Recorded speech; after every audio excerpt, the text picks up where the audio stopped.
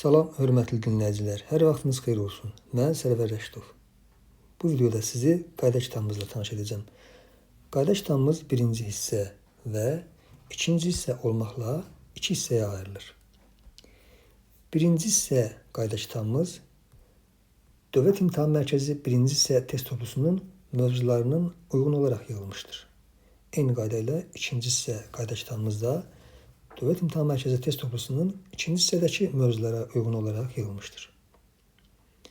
Məlumat vermək istəyirəm ki, qayda kitabından 8, 9, 10 və 11-ci sinif şagirdləri istifadə edə bilər. Həmçinin buraxılış və blok imtahanına hazırlaşan abituriyentlər istifadə edə bilər. Gördüyünüz birinci hissə din test toplusunu açdım. Nümunə olaraq həqiqətlər mövzusunu göstərirəm ki, Dövlət İmtahan Mərkəzi test toplusunda həqiqətlər neçə yerə bölünübdür.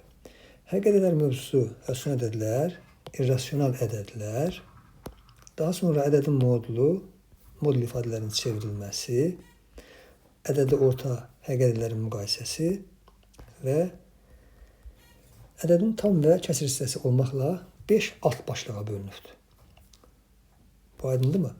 Qayda kitabımız da bu məntiqlə, buradakı ardıcılığa uyğun olaraq bölünür. Və sadəcə bu mövzu yox, bütün mövzuları bu məntiqə uyğun olaraq yığmışam. İndi nümunə olaraq həqiqətləri göstərdim. Həqiqətlər mövzusundan qayda kitabımızı açırıq. Əvvəlcə natural ədədlər, tam ədədlər, rasional, irrasional ədədlər izah edilir. Dövrü kəsir, dövrü onluq kəsir falan. Sonsuz dövrü olan kəsirlər nədir, sonsuz dövrü olmayan kəsirlər nədir? Bunlar izah edilir.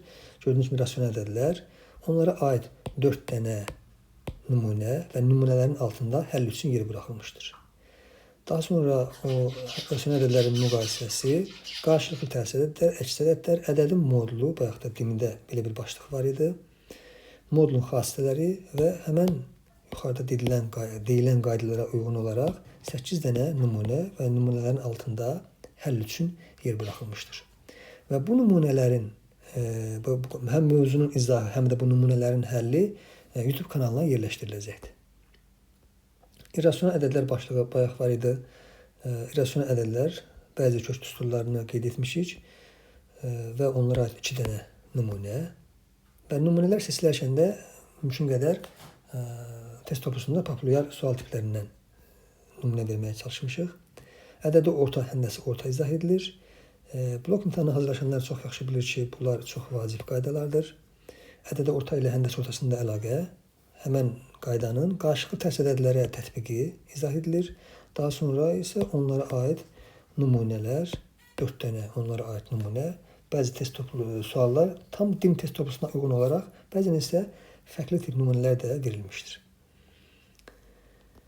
Və sonuncu ədədin standart şəkli, ədədin tam və kəsr hissəsi izah edilir. Ona aid misalların altında həllər üçün yerlər buraxılmışdır və ona aid da təzədən 4 dənə din test toplusuna uyğun nümunələr və onlar üçün də yer buraxılmışdır. Həllər üçün yer buraxılmışdır.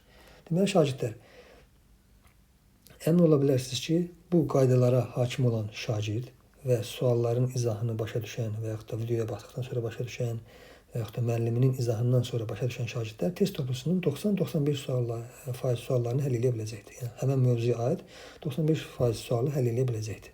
Çünki sualların verilmə nümunələri də, seçilən nümunələr də din test toplusuna uyğun olaraq seçilmişdir.